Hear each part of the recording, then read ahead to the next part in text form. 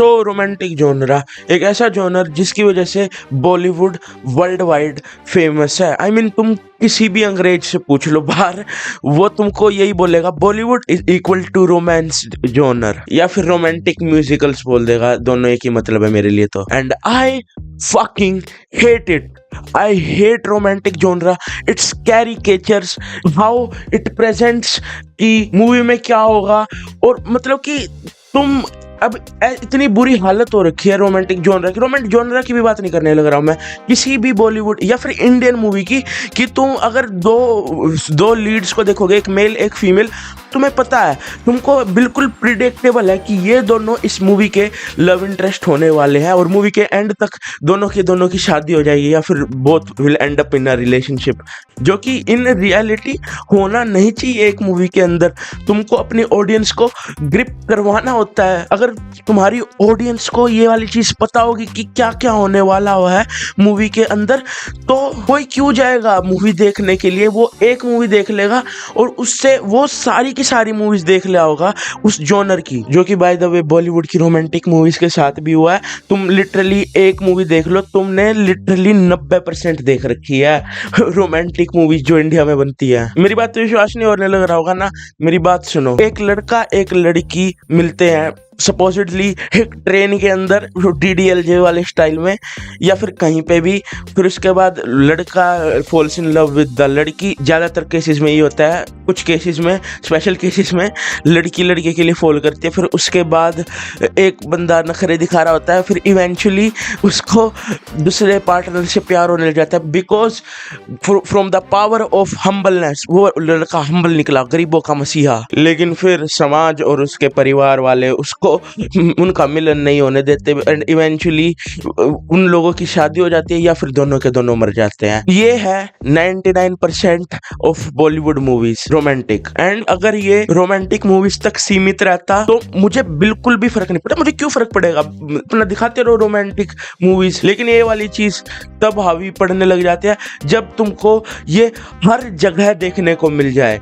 Action, thriller, mystery, horror में खासकर तुमको सॉर्ट ऑफ एक रोमांटिक इंटरेस्ट या फिर एक इरोटिक सीन डालना होता है ताकि ऑडियंस थिएटर तक आ जाए। I mean such laziness and I don't blame the directors, I blame the producers, क्योंकि उनको भी yield चाहिए होता है, क्योंकि वो वाली चीज़ डिमांड में और वो ट्रेंड के साथ चलते हैं। एंड इवेंचुअली ये वाली चीज़ तुमको भी रियलाइज करनी होगी, मूवीज बनाना सस्ता नहीं होता और प्रोड्यूसर्स को अपना प्रॉफिट निकालना होता है। And business and movie is a business in most of the cases, which is actually sad, क्योंकि वो फिर बिजनेस को परखता है एंड आर्ट फॉर्म को नीचे।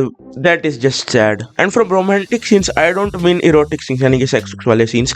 I mean वो निब्बा निब्बी वाले प्यार वाले कि खत वत एक्सचेंज करो फिर उसके बाद बात करो, because they look fillers in a movie. भाई लिटरली पेसिंग को बेकार कर देते हैं। And while we were at erotic scenes, हाँ, अगर तुम मूवीज बिल्कुल ध्यान से देखते हो तो तुम्हें पता है कि they are also very important part of the movie.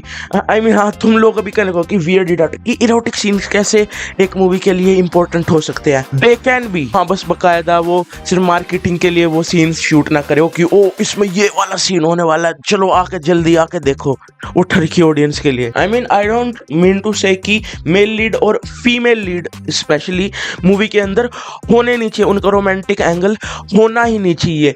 इसको as a great plot device हम यूज कर सकते हैं। इसका एग्जांपल मुझे अगर देना हो तो मैं देना चाहूंगा पल्प फिक्शन और साथ में गॉडफादर की। एंड स्पेशली गॉडफादर, भाई माइकल कॉर्नियोनी का 2 लव इंटरेस्ट होता है। जब उसका पहला लव इंटरेस्ट यानी कि अपोलिना जब सिसिली में मर जाती है, then it is a reminder कि माइकल कॉर्लियोनी की जिंदगी अब पूरी तरीके से चेंज हो चुकी है and he just can't go back to his normal life. And फिर जब उसकी गर्लफ्रेंड के साथ या फिर जो फियोन्सी थी उसके साथ जब उसकी शादी होती है और वो जो एंडिंग वाला सीन आता है, तो हमको बिल्कुल पहला वो जो वेडिंग वाला सीन है ना, अगर तुम लोगों ने गॉडफादर देखी है, क्या प्यारी मूवी है, तो अगर तुमने वेडिंग वाला सीन देखा है, उसमें वो कहता है कि I don't want to be like my family. And फिर वो जब एंड में बोलता है कि my priority is my family, भाई वो पूरा का पूरा जो कैरेक्टर आर्क है कितना ज्यादा स्मूथली, पूरा कैरेक्टर डेवलपमेंट कितना ज्यादा स्मूथली निकलता है।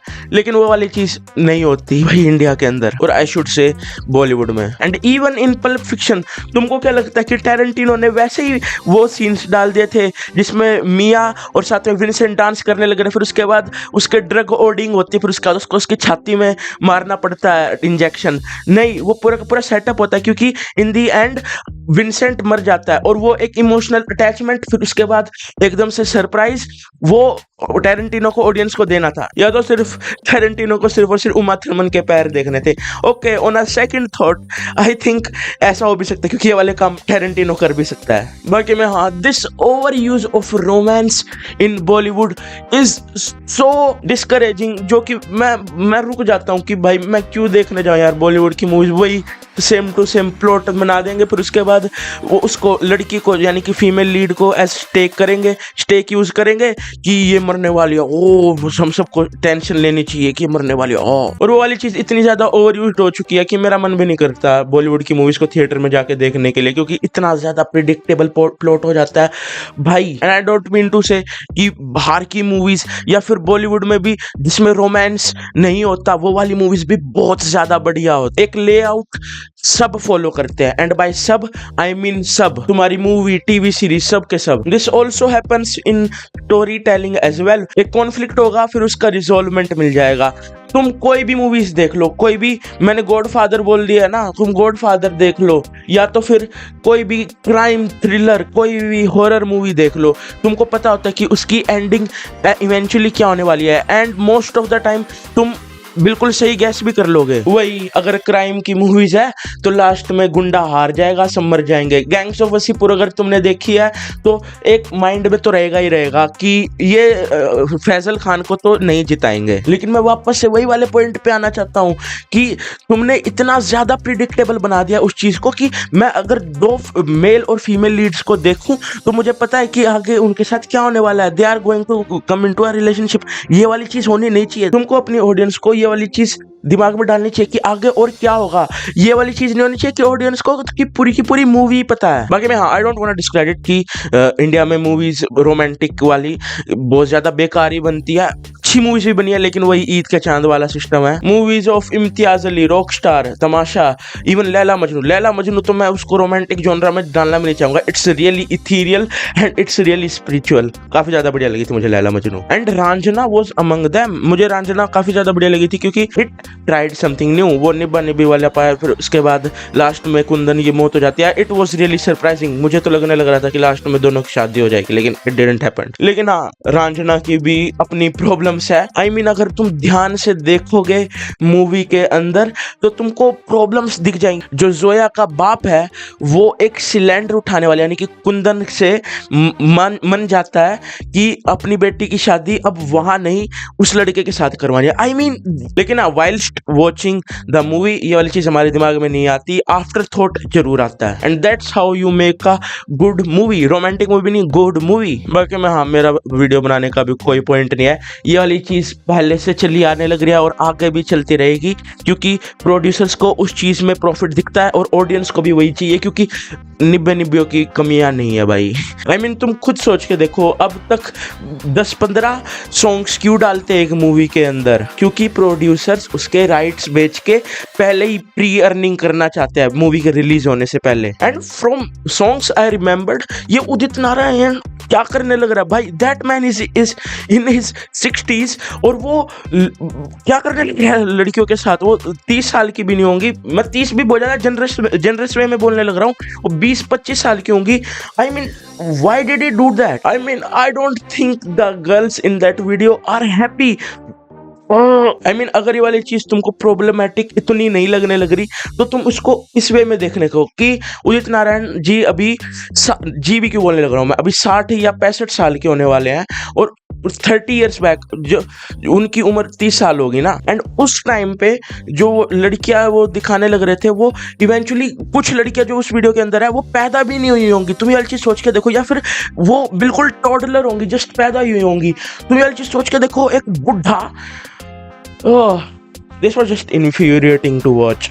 आई मीन मैं ये वाली चीज कवर भी क्यों करने लग रहा हूँ, मेरा वो चैनल भी है रोस्टिंग वाला, लेकिन नहीं, ये वाली चीज करने के लिए जरूरत थी। इफ यू हैव चिल्ड्रन ऐसे क्रीपी अंकल से दूर रखा करो भाई, कोई भी सेफ नहीं है। एज अ मेल दूर रखा करो अपने बच्चों को। बाकी मैं, हाँ, this was it. Like share subscribe कर देना अगर मेरी वीडियो पसंद आई, कमेंट डाउन कर देना भाई। रोमांटिक मूवी जिससे मेरा हृदय परिवर्तन हो जाए, मेरा नहीं होगा मुझे पता है। Good bye. Like share subscribe कर देना प्लीज, मुझे जरूरत है।